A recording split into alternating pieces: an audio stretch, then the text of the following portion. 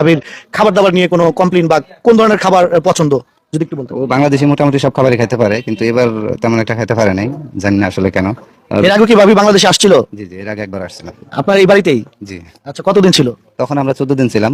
আমার বড় ভাইয়ের বিয়ের সময় খুবই কম সময় নিয়ে আসছিলাম। তো 14 দিন থাকার পরে চলে গেছি। এবারই আমরা একটু বেশি ছুটি নিয়ে আসছি। আমি আসছি নভেম্বরের 30 তারিখ, আবার চলে যাব 11 তারিখ। আপনি ভাবি কি আপনার সঙ্গে আসছে নাকি না না না, আমার সাথে আসছে। আপনার সাথে আসছে? জি। কতদিন থাকার প্ল্যান আছে? আমাদের আমরা তো প্ল্যান নিয়ে আসছিলাম 1 মাস 13 দিনের, অলরেডি শেষ হয়ে গেছে, আর মাত্র 4-5 দিন বাকি আছে। আমার তো 4-5 দিন বাকি আছে। আচ্ছা, আমি একটু ভাবির কাছে যাবো, আপনি যদি বলতেন বাংলাদেশের ফুড মানে খাবার কি ধরনের খাবার ভাবির পছন্দ? بيقول لك ايه الاكلات اللي انت بتحبي بنجالي؟ او بالعربي عادي يعني كل الاكل متهيألي قولي يا سامي.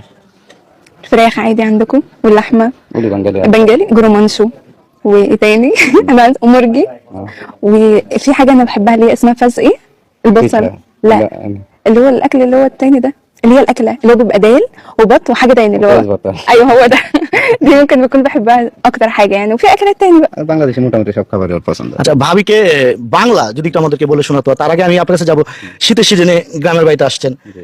আমাদের মানে শীতের সিজনে আমরা যখনই গ্রামের বাড়িতে ছুটে আসি, আমাদের অনেকের লালসা থাকে একটু খেজুরের রস খাবো বা খেজুরের রসের পায়েস খাবো।